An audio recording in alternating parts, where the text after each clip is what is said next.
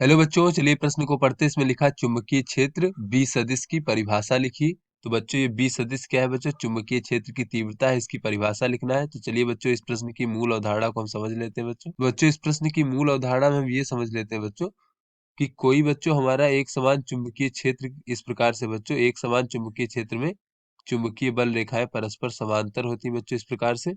और यहाँ पर बच्चों ये मान लीजिए कि कोई हमारा बच्चों तार है इस प्रकार से, या फिर बच्चों ये मान लीजिए कि बच्चों ये हमारा कोई इसमें तार है इस प्रकार से, जिसकी लंबाई जो है बच्चों स्मॉल एल है इस प्रकार से बच्चों।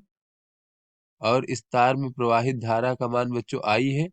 और बच्चों ये तार जो है चुंबकीय क्षेत्र के साथ थीटा कोण बना रहा है बच्चों। तो बच्चों इस पर जो लगने वाला बल होगा बच्चों, चुंबकीय बल, उसका मान होता है आई बी एल साइन थीटा। तो इस प्रकार से बच्चों चलिए अब हम अपने चुंबकीय क्षेत्र की तीव्रता को परिभाषित करते हैं बच्चों। बच्चों चुंबकीय क्षेत्र की तीव्रता यानी कि बच्चों ये जो बी सदिश है की परिभाषा। बच्चों हम यहाँ पर अगर इस सूत्र से देखें बच्चों, तो F बराबर अगर आई बी एल साइन थीटा से बच्चों देखें, अगर I का मान बच्चों 1 एम्पियर हो, 1 एम्पियर, और बच्चों यहाँ पर L बराबर बच्चों 1 मीटर हो इस प्रकार से लंबाई, तार की लंबाई, और थीटा बराबर बच्चों 90 डिग्री हो, तो साइन थीटा का मान बच्चों 1 हो जाएगा। तो बच्चों ये लगने वाला जो चुंबकीय बल होगा ये चुंबकीय क्षेत्र की तीव्रता के परिमाण के बराबर होगा बच्चों, इसका परिमाण। तो यहाँ से हम बच्चों कह सकते हैं कि चुंबकीय क्षेत्र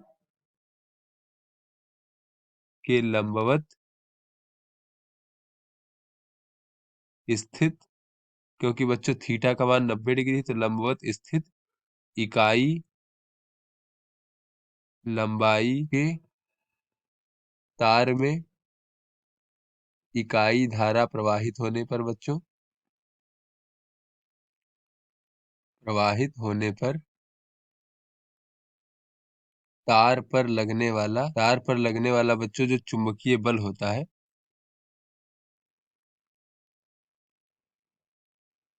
चुंबकीय बल चुंबकीय क्षेत्र की तीव्रता के बराबर होता है बच्चों, चुंबकीय क्षेत्र की तीव्रता के बराबर होता है। और बच्चों इसकी दिशा जो होती है बच्चों, बल की दिशा के लंबवत होती है बच्चों, बल की दिशा के लंबवत होती है। तो इस प्रकार से बच्चों ये हमारे चुंबकीय क्षेत्र की परिभाषा हो गई। तो आशा करते हैं ये आपको समझ में आ गया होगा। धन्यवाद।